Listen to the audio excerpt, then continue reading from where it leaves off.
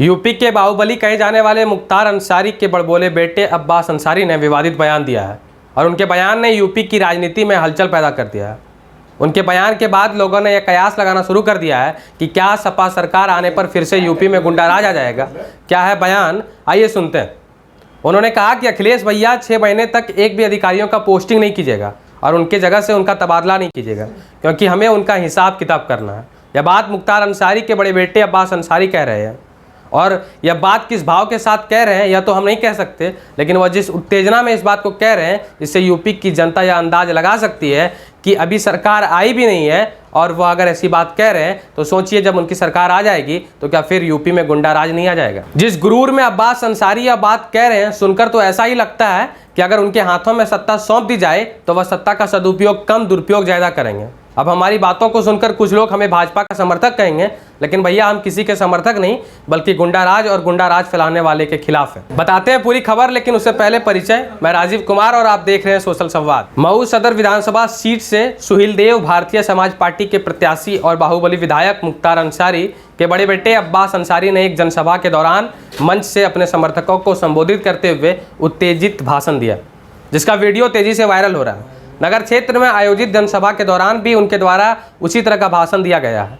उस भाषण की वजह से उनके ऊपर एफआईआर भी दर्ज हो चुकी है और चुनाव आयोग ने भी मामले को संज्ञान में लिया है। अपने भाषण में अब्बास अंसारी ने कहा कि मैं राष्ट्रीय अध्यक्ष अखिलेश यादव जी से कहकर आया हूं कि 6 महीने तक किसी की ट्रांसफर पोस्टिंग नहीं होगी, जो जहां है वहीं रहने वाला है। पहले हिसाब किताब होगा, उसके बाद उसके जाने पर मुहर लगाया जाएगा। आगे कहा कि हम बाहुबली हैं, मेरे नौजवान साथियों की तरफ कुछ बैल सींग निकाल कर खड़े हैं, समय आने दीजिए, खूंटे में ही नहीं बांध दिए तो फिर कहिएगा। अखिलेश यादव से मैंने कहा था कि पहले जिन लोगों ने मुकदमा लगाया है उनकी भी जांच पड़ताल करा लीजिए। आगे उन्होंने यह भी कह दिया कि पिछले सरकार में सरकार को खुश करने के लिए खास तौर पर कुछ अधिकारियों ने अपनी कुर्सी और अपने पद का गलत इस्तेमाल किया और जनता को प्रताड़ित किया है और उस जनता की आवाज़ है, इसकी जांच हो और जो इसमें गलत पाए जाएंगे उन पर कार्रवाई होनी चाहिए।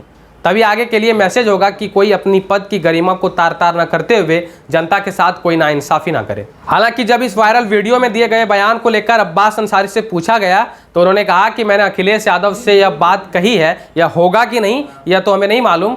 यह बात अब्बास अंसारी द्वारा मऊ नगर क्षेत्र के पहाड़पुर में आयोजित एक जनसभा में अपने भाषण के दौरान और साथ ही एक वायरल हो रहे वीडियो में भाषण के दौरान कही गई है। अब इस विवादित बयान पर राजनीति भी शुरू हो चुकी है। चुनावी मौसम में बीजेपी ने इस बयान को आड़े हाथ लिया। बीजेपी प्रवक्ता राकेश त्रिपाठी ने कहा कि 6 चरणों में समाजवादी पार्टी अपने पराजय को देखकर पूरी तरह से हताश में आ गई है, इसलिए सपा प्रत्याशी गुंडागर्दी की भाषा का प्रयोग कर रहे हैं। लेकिन अब्बास अंसारी जिस भाषा का प्रयोग कर रहे हैं उनको यह याद रखना चाहिए कि उनके अब्बा जान जो खुलेआम जीप में घूमकर लोगों को डराया करते थे, धमकाया करते थे, आज वह व्हील चेयर पर घुटने पर आ गए हैं। उन्होंने आगे कहा कि योगी आदित्यनाथ की सरकार है जो 10 मार्च को पुनः रिपीट होगी और फिर से बाबा का बुलडोजर चलेगा और जो लोग ऐसी भावनाएं रख रहे हैं कि वह अभी भी अराजकता का राज स्थापित करेंगे, समाजवादी पार्टी का गुंडाराज यूपी में लाएंगे, वह इस भ्रम से बाहर रहे, क्योंकि 10 मार्च के बाद ऐसे लोगों का हिसाब किताब फिर से होगा।